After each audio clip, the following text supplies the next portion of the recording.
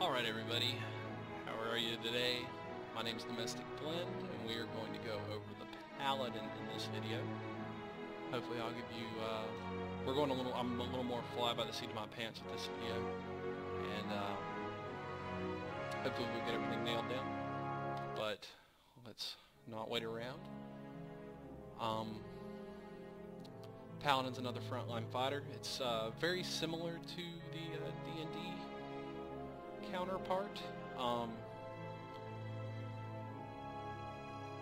think the one difference is that they don't have to be lawful good. Like, I mean, obviously there's differences in names and stuff like that, and they'll have a few different abilities, but they're still a frontline fighter. They still have smites and lay on hands and all that fun stuff. And for them, do we have another godlike? We've done fire. We've done everything but moon. We'll save moon for later. We'll make a run-of-the-mill vanilla human. Make him as vanilla as we can. So here are. Oh wait, let's. I picked the Paladin. Let's show this stuff off before I start showing anything else off. Stamina and health. They have the same as the fighter and the monk. So they have fairly high at 42 and 14 stamina and health respectively. They have a high deflection at 20. Their melee accuracy is very high as well. And they have a fairly low ranged accuracy, so they keep with that they are very focused on melee.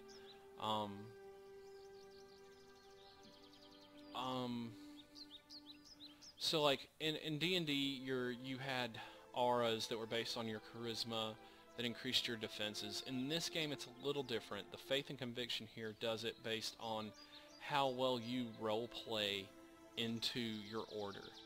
So if you pick an order that's all about cruelty and you're a really nice guy, you're gonna actually not get huge bonuses there.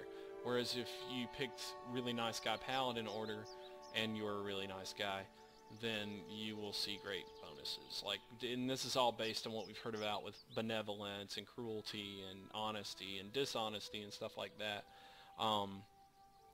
So it still locks you into a certain play type, but you have options.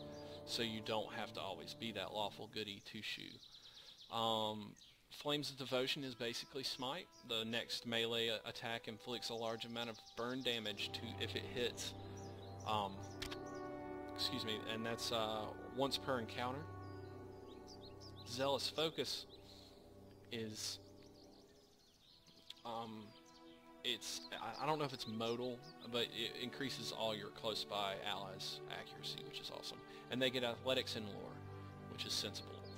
So here are the Paladin orders. Now, they don't really go into it, and I hope they do eventually.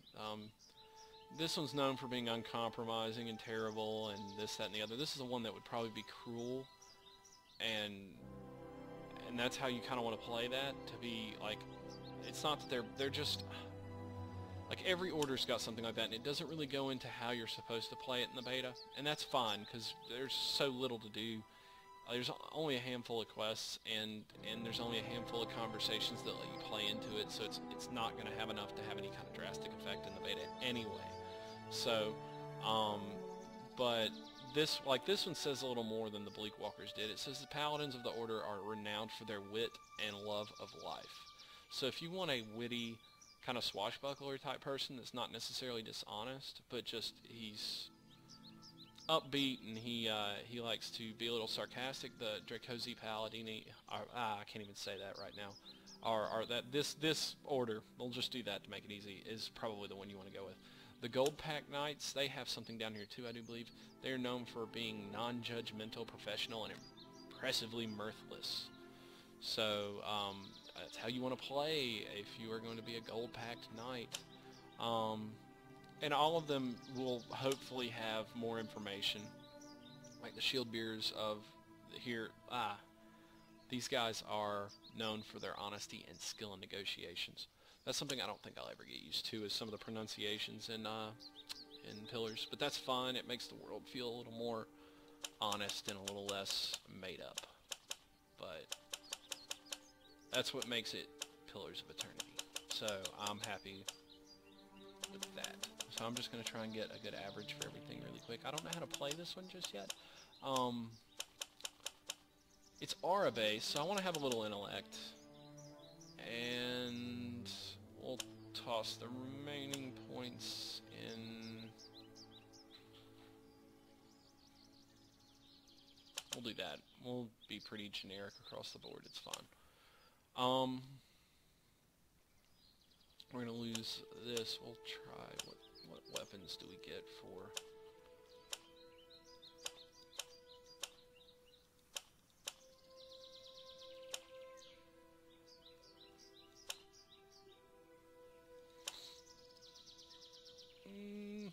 We're gonna go with these guys.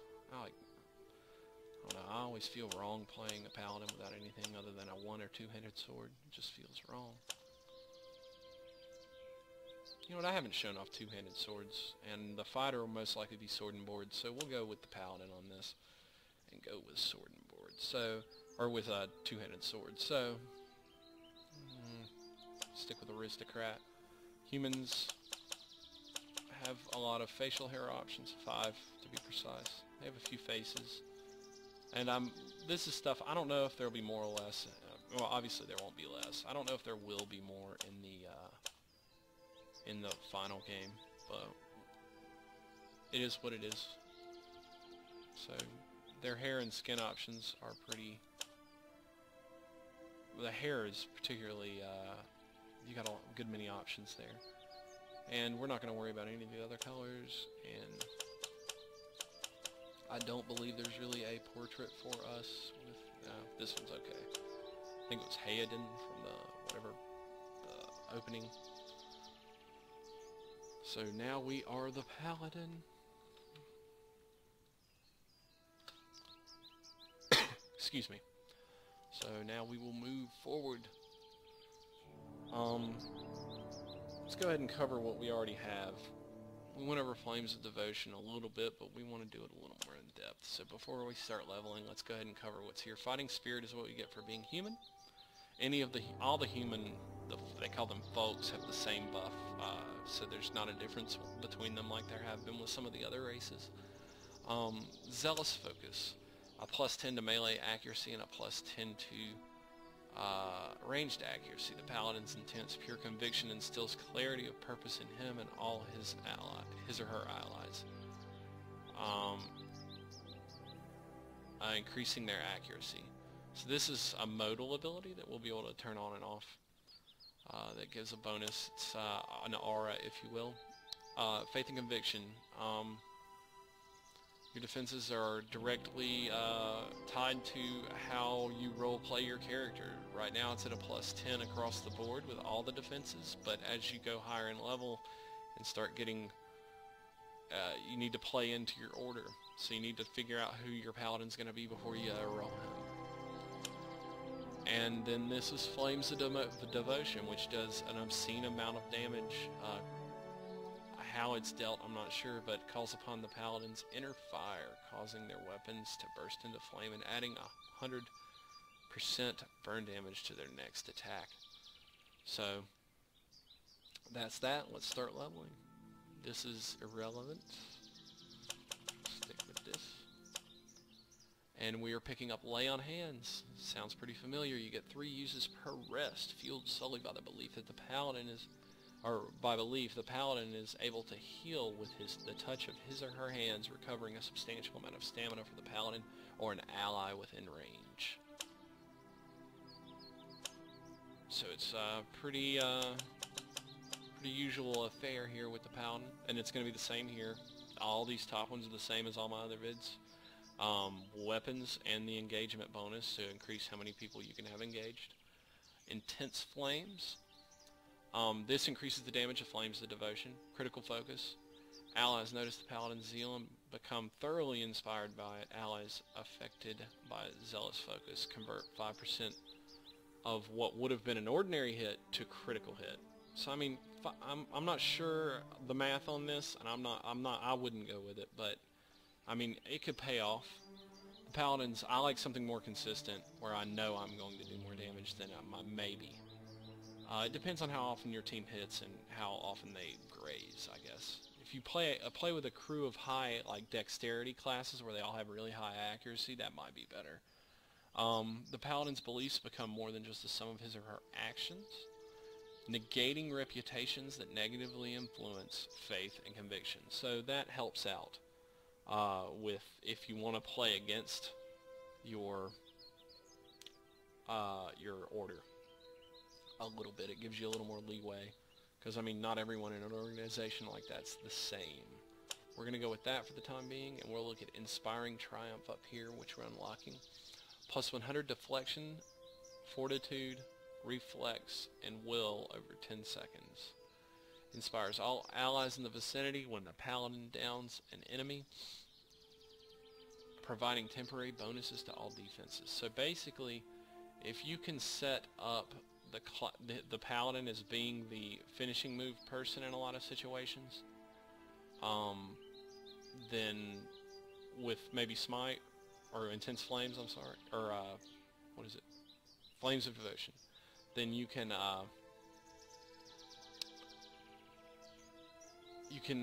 really give your team a boost. So a neat idea I had was to, I think it's neat, others might not, is to run a Death Godlike as a Paladin. And you know, I know it's not right by D&D for RP standards. That would be the equivalent of like a Tiefling Paladin, but I think it's kind of interesting in this setting to have something against type like that. And anyway, their natural ability is to do more damage. The Death Godlike, their natural ability is to do more damage when the target's under 15% health or stamina. So it would allow for that killing blow, and it would play off this move a little bit. So it's I mean, and you could even, you know, if you save Flames of Devotion for that moment when they look like they're below that, it could just be like an insta-kill, and that makes it kind of interesting. I don't know. So we'll keep moving up, see if we get anything else. We do. We get Liberating Exhortation, which they mentioned in the Gamescom footage. Uses 1 per encounter, so you can use it pretty liberally. Commands an ally to summon all their strength in order to temporarily ignore existing hostile effects. The effects will resume once Liberating Exhortation ends. So this will stop things like poisons and fears and stuff. Well, I don't know about stuns, but like maybe roots and stuff like that. So it's a pretty cool ability, especially since it's once per encounter. It gives the Paladin, it makes the Paladin really hard to tie down, which is kind of the name of their game in a lot of other games. So another modal ability called Zealous Charge inspires all the allies in your party to charge fiercely into battle, increasing their movement speed. And that is it. So now we move on to combat. Lay on Hands is a per rest thing, but the other abilities, the ones you'll predominantly use in combat, are per encounter. Sure, you can't constantly keep popping them like you can with the monk, as long as you've got some resource, but like you can definitely I'm gonna pop this. Good. Can I pop both? No, it's one or the other. We're gonna go with this one. But you can't keep popping it like the monk or some of the other classes, but you know what I mean, that's the very well balance point here, I guess. But we're gonna go a little more standard on this go around with the fireball. But the Paladin, at least you constantly have abilities between different fights, and you aren't having to rest all the time. That's a really good thing about the Paladin. So yes, here we go. You know, now that I'm thinking about it, this one's probably one of the least useful ones because of Gamescom, so I don't even know why I'm doing it. But I wanted to do all of them, show everybody as much as you can. Yes? So we're going to let the fighter move in really quick. We might have to pull back with her. I did something. Did I do anything? Did I do anything? Oh, 2 slashing damage with that monstrous two-handed I forgot to turn his mode on.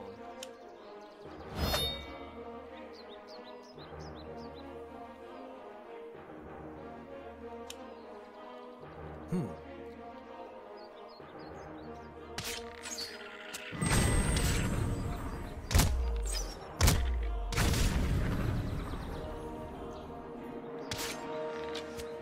I done any? Paladin does 9 damage. So I mean, nothing huge yet, but I haven't popped this yet. That would have made that 18. If all the math adds up and all the stars align. I need some... Oh, that guy got mad too. Well, let's not dilly-dally. Let's get rid of this guy. This man.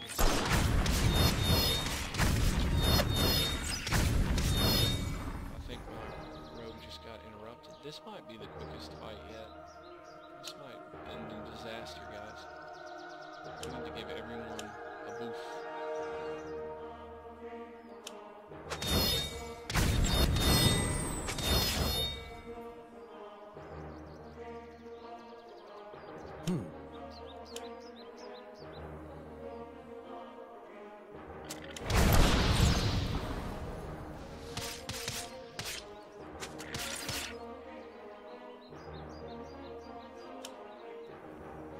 And let's see what we got here.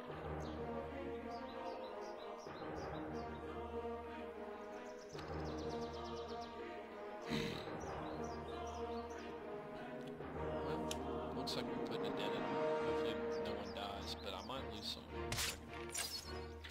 So let's...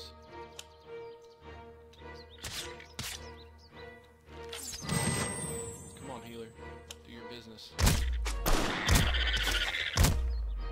There's that obnoxious sound again.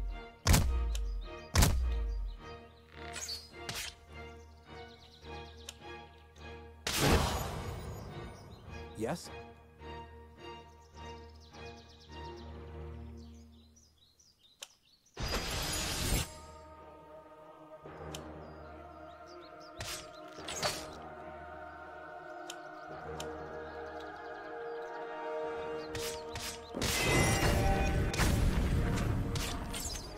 Yes? I feel like the Paladin is a little more, like, you notice, like, the Barbarian, he's built around diversity, I guess.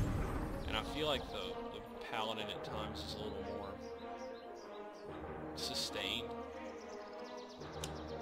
I mean, I get good crits like this 25 slashing damage here, but the Barbarian just wails on somebody and pops Frenzy in them for like a good 10 or 15 or 20 seconds. He's just a freight train of hitting hard.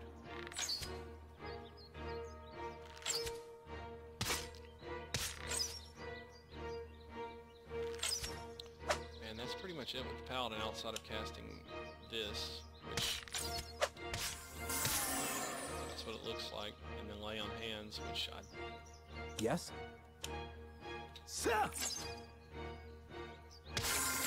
what it looks like. Oh. I don't know why my fighter ran over there.